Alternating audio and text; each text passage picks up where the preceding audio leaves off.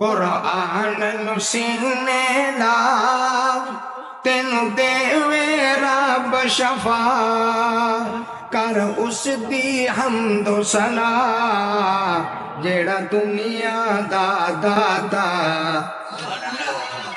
قرآن نو سینے لا تینو دیوے رب شفا کر اس دی حمد و ثنا جیڑا دنیا دا دادا نے قرآن سینے لایا اونو اللہ نے چمکایا جنت دے وچ پہنچایا سونے اللہ شان ودایا قرآن نو سینے لا تینو دیوے رب شفا کر اس دی حمد و ثنا جیڑا دنیا دا داتا آ قرآن سنت واللے آ قرآن سنت واللے تیری ہو جائے بلے بلے آ قرآن سنت واللے تیری ہو جائے بلے بلے۔ السلام علیکم ورحمۃ اللہ وبرکاتہ۔ نحمده ونصلي ونسلم على رسوله الكريم اما بعد فاعوذ بالله من الشيطان الرجيم اتل ما اوحي اليك من الكتاب واقم الصلاة ان الصلاة تنهى عن الفحشاء والمنكر وَلَذِكْرُ اللَّهِ أَكْبَرُ وَاللَّهُ يَعْلَمُ مَا تَصْنَعُونَ۔ محترم بزرگان دین، نوجوانان ملت اسلامیہ، میرے پیارے بچوں اور انتہائی عزت و احترام کے لائق میری ماؤں اور بہنوں،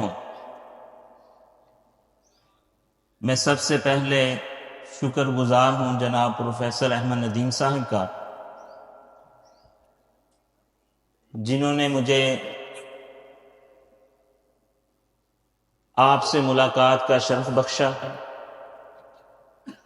تاکہ میں دین کا کوئی سبق آپ کو سنا کے جا سکوں، اور پھر میں مبارکباد دینا چاہوں گا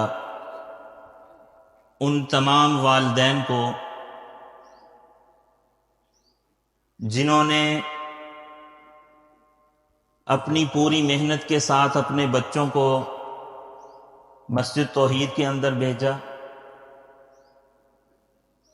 تاکہ وہ قرآن کی تعلیم حاصل کر سکیں۔ وہ اس لیے مبارکباد کے مستحق ہیں کہ اس مادیت کے دور کے اندر بھی ان کے ضمیر کچھ ایسے جاگے ہوئے ہیں کہ جنہیں تڑپ ہے کہ ہمارے بچے اس قرآن کے ساتھ منسلک رہیں۔ مبارکباد کے مستحق ان کے اساتذہ کرام بھی ہیں جنہوں نے بڑی محنت اور جان فشانی کے ساتھ ان بچوں کو قرآن کی تعلیم دی، اور مبارکباد کے مستحق ہر وہ شخص ہے جو اس مسجد کے اندر وقت لگاتا ہے، مال لگاتا ہے، جان لگاتا ہے، اپنی کوئی بھی قربانی اس مسجد کے لیے پیش کرتا ہے، وہ شخص بھی مبارکباد کا مستحق ہے کہ اس کا دیا ہوا 1 روپیہ آج وہ 22 بچے قرآن کے ناظرے کو مکمل کر چکے ہیں، اور اس کے دیے ہوئے پیسوں کی وجہ سے اس کے ہر حرف کی جو 10 نیکیاں ہیں اس کے وہ بھی مستحق بن گئے۔ میں نے ابھی خطبہ کے اندر آپ کے سامنے ایک آیہ مبارکہ سورۃ العنکبوت کی تلاوت کی، 21واں پارہ ہے، پہلی اس کی آیت ہے۔ اللہ تعالی حکم دے رہے ہیں اللہ کے نبی صلی اللہ علیہ وآلہ وسلم کو کہ اے نبی صلی اللہ علیہ وسلم تلاوت کیجئے جو آپ کی طرف یہ قرآن وحی کیا گیا ہے، اس قرآن کی آپ تلاوت کیجئے۔ بات ہو رہی ہے قرآن کی، ہمیں اس کی عظمت کا بھی پتہ ہے، ہمیں اس قرآن کی شان کا بھی پتہ ہے، رفت کا بھی پتہ ہے، لیکن ان بچوں نے ایک سٹیپ کو مکمل کر لیا ہے۔ میرا یہ ذہن ہے کہ میں آپ کے سامنے یہ بات رکھوں کہ اب ان بچوں کا اگلا مرحلہ کون سا ہے۔ ایک چیز وہ مکمل کر چکے ہیں، تو اسی لیے میں نے اس آیہ مبارکہ کو منتخب کیا کہ اللہ تعالیٰ کہتے ہیں کہ صبح پڑھو شام پڑھو، میرے اس قرآن کی تلاوت کرو۔ اور کتنا باعث برکت اور باعث سعادت یہ کلام ہے کہ جو ہم ان بچوں نے پڑھا ہے، اس قرآن کو، یہ اللہ کا کلام ہے اور اسے سب سے پہلے رب رحمان نے پڑھا۔ اتنی بابرکت کتاب ہے، یعنی یہ اللہ کا کلام ہے۔ آپ دیکھیں فرشتے جو ہیں اللہ کی مخلوق ہیں، وہ قرآن نہیں پڑھ سکتے، اللہ تعالیٰ نے ان کی ڈیوٹی نہیں لگائی۔ لا یعصون اللہ ما امرہم ویفعلون وما یؤمرون، فرشتوں کو اللہ تعالیٰ جو حکم دیتا ہے وہ کرتے ہیں اور اللہ کی نافرمانی نہیں کرتے۔ اللہ نے ان کی ڈیوٹی قرآن پڑھنے کی نہیں لگائی، ان کے اندر شوق ہے کہ وہ قرآن کو سنیں، تو وہ اس قرآن کو سننے کے لیے باجماعت تشریف لاتے ہیں۔ اللہ کے رسول صلی اللہ علیہ وسلم کا فرمان ہے، اللہ کے کسی گھر کے اندر لوگ جمع ہوتے ہیں، یتلون کتاب اللہ ویتدارسونہ، وہ اللہ کی کتاب کی تلاوت کرتے ہیں اور اس کا درس و تدریس کرتے ہیں، اس کا فہم حاصل کرتے ہیں، اس کو سیکھتے ہیں۔ سیکھنے کے بعد اگلا مرحلہ اس کا تجوید کا ہے، تجوید کے بعد حفظ کا ہے، حفظ کے بعد ترجمہ اور تفسیر کا ہے۔ وہ اس کام کو چلاتے ہیں، پھر اللہ تعالیٰ کہتے ہیں کہ میں ان پر 4 انعامات کرتا ہوں۔ انزلت علیہم السکینہ، ان کے اوپر میں سکینت نازل کر دیتا ہوں۔ جو لوگ قرآن اللہ کی کتاب کی تلاوت کرتے ہیں اور پھر درس و تدریس کرتے ہیں، ان کے اوپر اللہ تعالیٰ کہتے ہیں میں سکینت نازل کرتا ہوں، پہلا انعام۔ وغشیتہم الرحمہ، ان کے اوپر جو ہے وہ رحمت اپنے پردے ڈھانپ لیتی ہے، رحمت کے پردے پڑ جاتے ہیں ان کے اوپر۔ وحفتہم الملائکہ، اور ان کی اس جگہ کو جہاں پر قرآن کی درس و تدریس ہو رہی ہوتی ہے، فرشتے ان کو گھیر لیتے ہیں۔ وہ فرشتے کیوں گھیرتے ہیں؟ وہ سننے کے لیے آتے ہیں، اللہ نے ان کی ڈیوٹی لگا دی ہے۔ اور سب سے بڑا انعام پتہ کیا ہے؟ ان 3 کے بعد جو چوتھا انعام وہ سب سے بڑا ہے، وَذَكَرَهُمُ اللَّهُ فِي مَنْ عِنْدَهُ، اللہ تعالی ان لوگوں کا، ان بچوں کا جو بیٹھ کر قرآن پڑھتے ہیں، اور ان اساتذہ کرام کا جو ان کو قرآن کی تعلیم دیتے ہیں، اللہ تعالیٰ ان کا ذکر اپنے پاس موجود فرشتوں سے کرتے ہیں۔ اتنا بڑا انعام، ہم نے اس کو معمولی سمجھ لیا ہے۔ سکول کے لیے، کالج کے لیے، یونیورسٹی کے لیے جہاں پر فیسوں کی بھرمار ہے، اس کے لیے ہم اتنے پریشان کہ ہمارے بچے کی یونیفارم بھی تیار ہو، پریس ہو، اس کی کوئی نوٹ بک بیگ کے اندر رہ نہ جائے کہیں، اتنی پریشانی لیتے ہیں۔ اور اس قرآن کے لیے جس کے لیے اللہ نے انعامات کی بارش کر دی ہے، اس کے لیے ہمارے لیے سوچنے کے لیے وقت ہی نہیں ہے۔ یہ ایسا کلام، اور فرشتے کتنی تعداد میں نازل ہوتے ہیں؟ اسید بن حضیر کی حدیث ہے، وہ بیان کرتی ہیں کہ ایک دن میں تلاوت کر رہا تھا، میرے پاس میرا بیٹا یحییٰ وہ لیٹا ہوا تھا. میں نے جیسے جیسے تلاوت شروع کی، میں نے دیکھا میرا جو گھوڑا ہے وہ بدکنا شروع ہو گیا. وہ بدکتا ہے، میرے ذہن کے اندر خیال آتا ہے کہیں اس کے پاؤں میرے بیٹے کے یحییٰ کے اوپر نہ آ جائے. میں نے تلاوت بند کی، گھوڑے نے بدکنا چھوڑ دیا. میں نے پھر تلاوت شروع کی، گھوڑے نے پھر بدکنا شروع کر دیا. کہتے خیر میرے ذہن کے اندر یہ بات آئی کہیں گھوڑے کے پاؤں میرے یحییٰ بیٹے پر نہ آئے. میں نے تلاوت کو روک دیا. صبح اللہ کے نبی صلی اللہ علیہ وسلم کے دربار میں حاضر ہوا. میں نے عرض کیا اللہ کے نبی صلی اللہ علیہ وسلم میرے ساتھ رات یہ واقعہ پیش آیا کہ میں تلاوت کرتا تھا، میرا گھوڑا بدکنا شروع ہو جاتا تھا. آپ صلی اللہ علیہ وسلم نے فرمایا یا اسید تم نے تلاوت کو روکا کیوں؟ کہنے لگے اللہ کے نبی صلی اللہ علیہ وسلم مجھے ڈر تھا کہ کہیں میرے یحییٰ بیٹے کے اوپر گھوڑے کے پاؤں نہ آ جائے. آپ صلی اللہ علیہ وسلم نے فرمایا اسید تمہیں تلاوت کو جاری رکھنا چاہیے تھا، تمہیں کیا پتا وہ فرشتے تھے جو کتار اندر کتار آسمان سے لے کر یہ تمہاری جگہ تک جہاں تک تم نماز پڑھ رہے تھے، قرآن کی تلاوت کر رہے تھے، وہاں تک قندیلوں کی ان کی روشنی اسید بن حضیر نے جو بیان کی اس کے مطابق جو ہے وہ فرشتوں کی کتاریں تھیں جو تمہارا قرآن سننے کے لیے آ رہی تھی. یہ اتنی بڑی تعداد کے اندر فرشتے آتے ہیں جہاں پر قرآن کی تلاوت ہو رہی ہوتی ہے، اتنی بڑی تعداد. اور اللہ کے نبی صلی اللہ علیہ وسلم نے فرمایا کہ جب تم قرآن کی تلاوت کرو تو پھر اسے خوبصورتی کے ساتھ پڑھو، بلکہ ساتھ وعید دی لیس منا من لم یتغن بالقرآن، جو قرآن کو خوبصورت آواز کے ساتھ نہ پڑھے وہ ہم میں سے نہیں. وعید سنائی. ان بچوں نے ناظرہ قرآن مکمل کیا ہے. اب ان کے اگلا مرحلہ یہ ہے کہ یہ اپنی آوازوں کے اندر خوبصورتی کو پیدا کریں.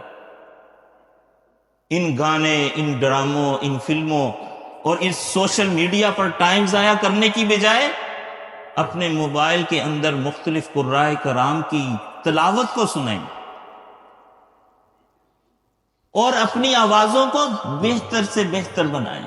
یہ ان کا اگلا مرحلہ ہے. یہیں پر بس نہیں ان کے والدین کو کہ اب ہمارے بچے نے قرآن پاک کی تعلیم مکمل کر لی ہے بس اب یہ کافی ہے، نہیں، بلکہ اللہ کے نبی صلی اللہ علیہ وسلم جناب عبداللہ بن مسعود کو کہتے ہیں عبداللہ بن مسعود مجھے قرآن کی تلاوت سناؤ. کہنے لگے صحابی عبداللہ بن مسعود اللہ کے رسول صلی اللہ علیہ وسلم آپ پر قرآن نازل ہوا، میں آپ کو قرآن کی تلاوت سناؤں؟ آپ صلی اللہ علیہ وسلم نے فرمایا میرا دل کرتا ہے کہ میں قرآن کو جیسے پڑھتا ہوں ویسے سنوں بھی. کہتے ہیں میں نے سورت شروع کی پڑھنا، جب میں اس آیت پر پہنچا فَكَيْفَ إِذَا جِئْنَا مِن كُلِّ أُمَّةٍ بِشَهِيدٍ وَجِئْنَا بِكَ عَلَىٰ هَٰؤُلَاءِ شَهِيدًا، اس وقت کیا حال ہوگا ان امتوں کا جب ہم ہر امت پر ایک گواہ لائیں گے. کہتے ہیں اللہ کے رسول صلی اللہ علیہ وسلم نے فرمایا عبداللہ بس. کہتے ہیں میں نے دیکھا اللہ کے رسول صلی اللہ علیہ وسلم کے چہرے کی طرف، آپ صلی اللہ علیہ وسلم کے چہرے پر آنسو روان ہوئے. اگلا مرحلہ آپ لوگوں کا یہ ہے میرے بچوں اور میرے بچوں کے والدین کہ ان بچوں کو قرآن کی خوبصورتی کی طرف لے کر آئیں.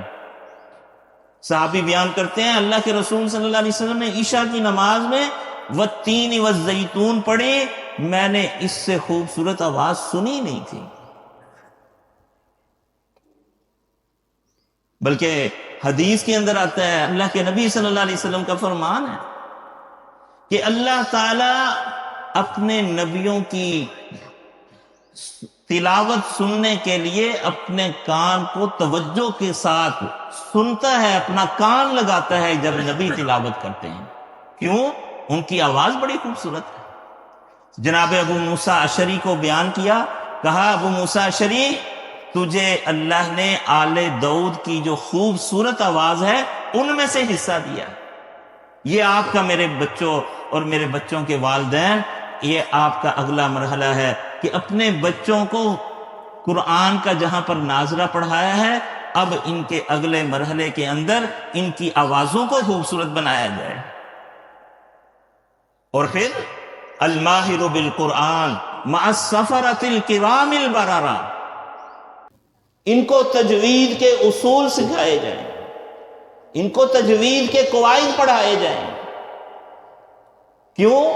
کیونکہ الماہر بالقرآن، جو قرآن کا ماہر بن جاتا ہے، اللہ کے نبی صلی اللہ علیہ وسلم کی خوشخبری ہے اس شخص کے لیے، مع السفرۃ الکرام البررہ، کہ وہ معزز فرشتوں کے ساتھ ہوگا۔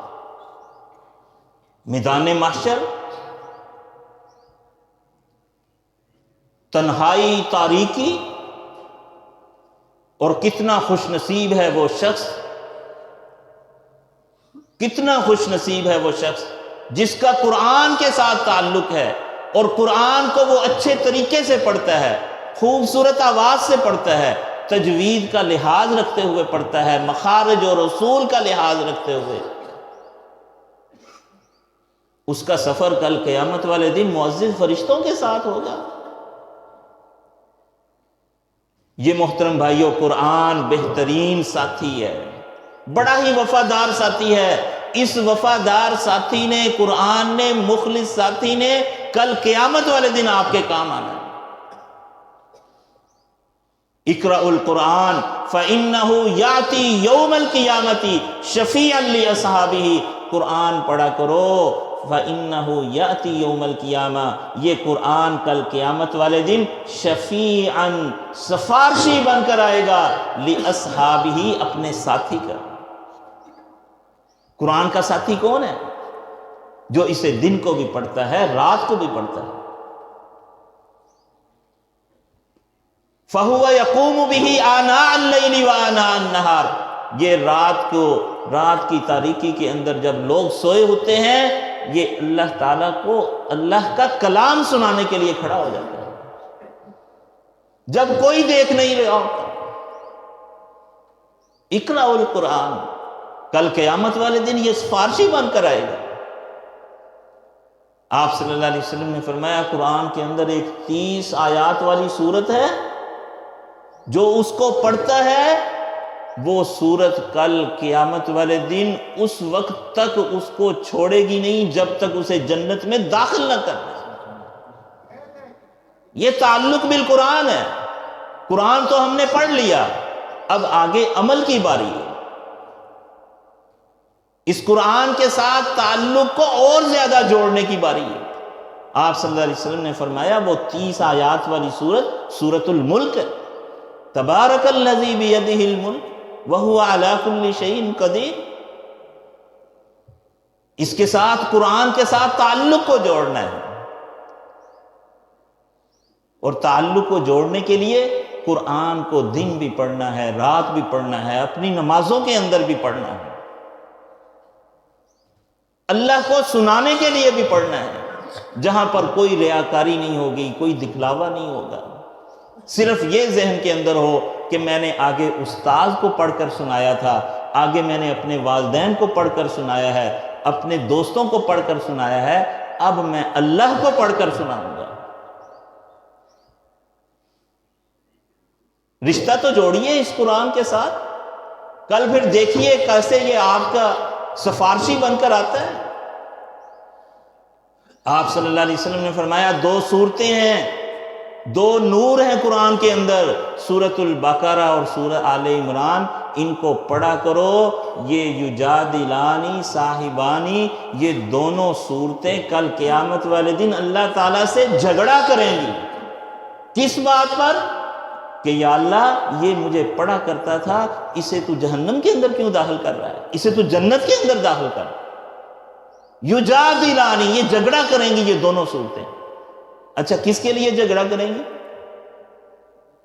رمضان گزرے کو 10 سے 11 مہینے ہونے والے ہیں، کیا رمضان کے بعد میں نے قرآن کو ہاتھ لگایا؟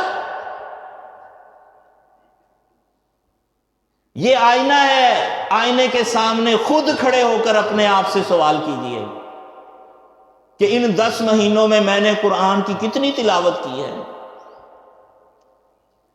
کیا میں نے قرآن کو کھولا بھی ہے؟ کیا کھول کر میں نے قرآن کے کسی حصے کی تلاوت کی؟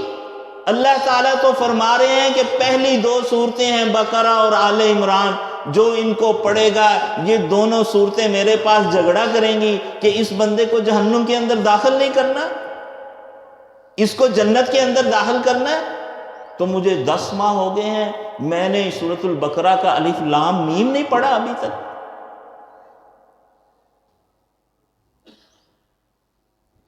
اگلا رمضان آنے والا ہے،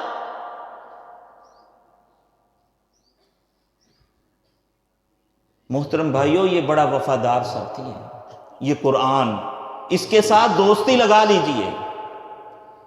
جن بچوں نے پڑھا ہے وہ بچے اس کے ساتھ اتنی دوستی لگائیں کہ اس کو اب ذہن بنا لیں ان کے والدین کہ اب ان کو اپنے بچوں کو اس کو حفظ کروانا ہے، یاد کروانا ہے۔ یہ اگلا مرحلہ ہے۔ کیوں حفظ کروانا ہے؟ جو بھی نیکی ہے نا، اگر کوئی جہاد کرتا ہے، اگر کوئی نماز پڑھتا ہے، روزہ رکھتا ہے، زکوٰۃ دیتا ہے، حج کرتا ہے، کوئی بھی نیکی کرتا ہے، وہ اسے جنت تک تو لے جائے گی، جنت کے آگے، جنت تک چھوڑ دے گی، آگے کوئی کام نہیں۔ لیکن جو قرآن ہے نا، قرآن جس کو قرآن حفظ ہوتا ہے، یہ قرآن جنت میں بھی اس کے ساتھ جائے گا۔ کیا دلیل ہے؟ جنت کے اندر جب حافظ قرآن جائے گا، اللہ تعالیٰ کہیں گے اقرا ورتقی، پڑھتا جا اور درجات کو چھوتا جا، بلندی کی طرف چڑھتا جا۔ اچھا، باقی ساری نیکیاں اس کو جنت تک پہنچا کر واپس جا چکی ہیں، لیکن قرآن ابھی بھی اس کے ساتھ ہے۔ جنت کے اندر کئی درجے ہیں، ان درجوں تک یہ قرآن حافظ قرآن کو پہنچائے گا۔ حافظ قرآن کو یہ 22 بچے ہوئے، 23 بچوں کے والدین سے میری یہ گزارش ہے کہ اپنے ان بچوں کو حافظ قرآن بنائیں۔ اگر آپ چاہتے ہیں کہ کل قیامت والے دن آپ کے سر کے اوپر عزت وقار کا تاج پہنایا جائے، سونے اور چاندی اور ہیرے اور جواہرات سے بنا ہوا وہ تاج آپ کے سروں کے اوپر ہو، تو پھر آپ اپنے بچوں کو قرآن کے حافظ بنا دیں۔ پھر ان کی جنت کے اندر جا کر درجات کو دیکھیے گا۔ ایک حدیث کے اندر اللہ کے نبی صلی اللہ علیہ وسلم نے فرمایا، جنتی اپنے اوپر نظر دوڑائیں گے تو ان کو محلات نظر آئیں گے، محلات نظر آئیں گے۔ وہ کن لوگوں کے ہوں گے؟ جن کے درجات ان سے بلند ہوں گے، اور ان میں سے حافظ قرآن بھی ہوگا، جس نے اللہ کی کتاب کو یاد کیا، اپنے سینے میں محفوظ کیا۔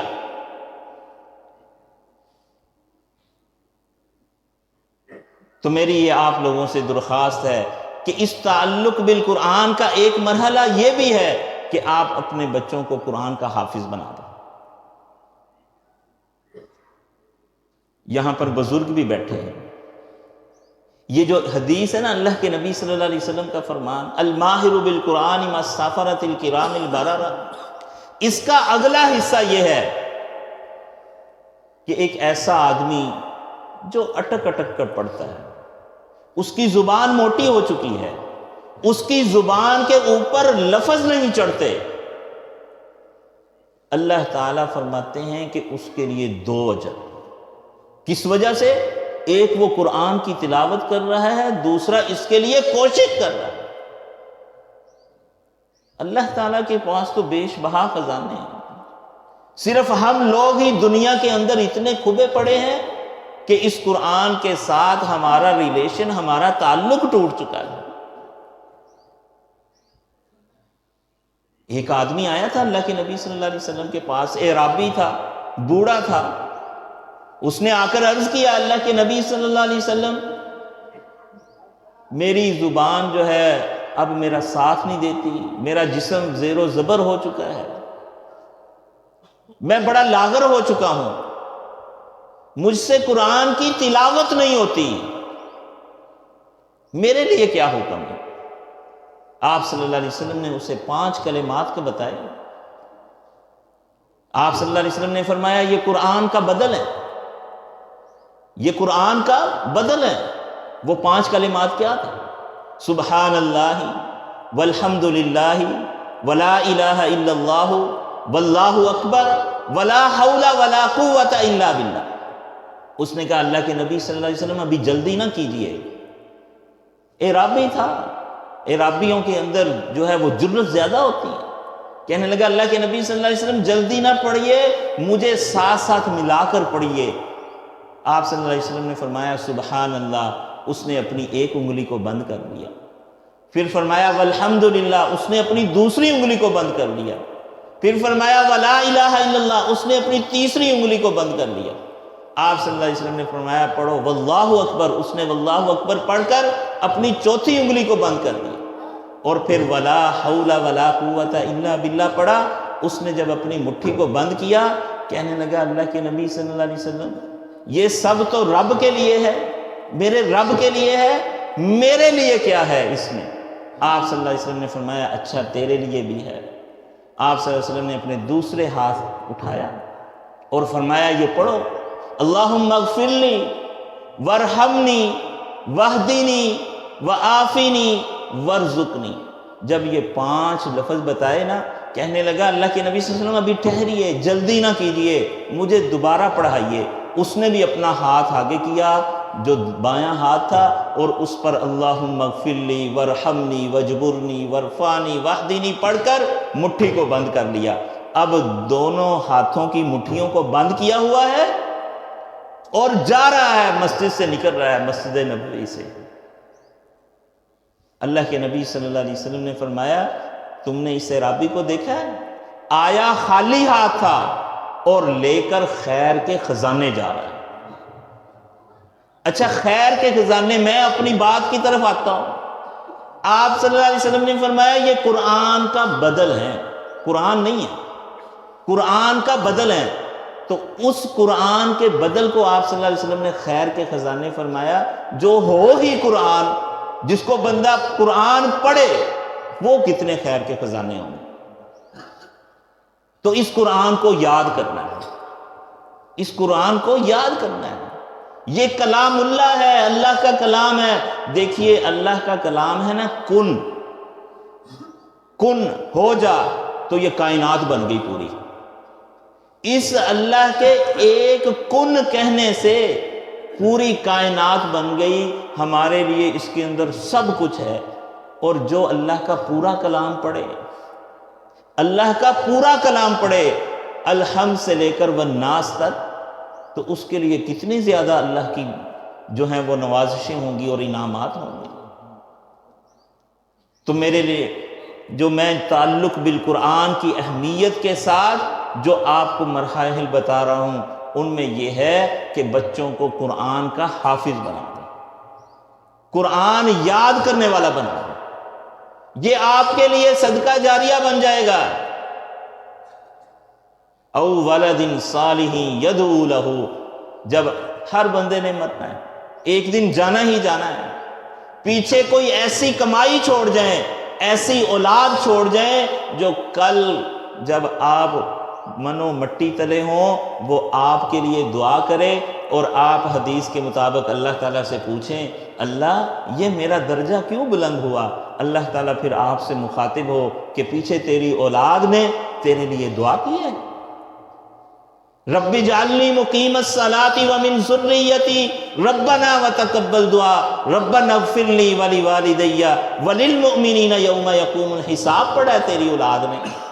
تیری اولاد نے رب ارحمہما کما ربیانی صغیرہ کا وزن کیا ہے.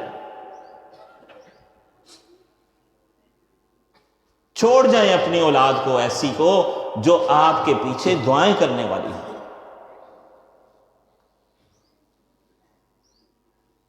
یہ کتاب، یہ قرآن، اس کے ساتھ تعلق کو جوڑ لیجئے۔ جو اس کے ساتھ تعلق کو جوڑ لیتا ہے، اللہ تعالیٰ فرماتے ہیں ان اللہ یرفع بہذا الکتاب اقواما، بے شک اللہ تعالیٰ بڑی قوموں کو بلندی دیتا ہے اس کتاب کی وجہ سے، اس کتاب کے ساتھ تعلق کی وجہ سے، وَيَضَعُ بِهِ آخَرِينَ، اور بہت سی قوموں کو ذلیل و رسوا کر دیتا ہے اس کتاب سے تعلق توڑنے کی وجہ سے۔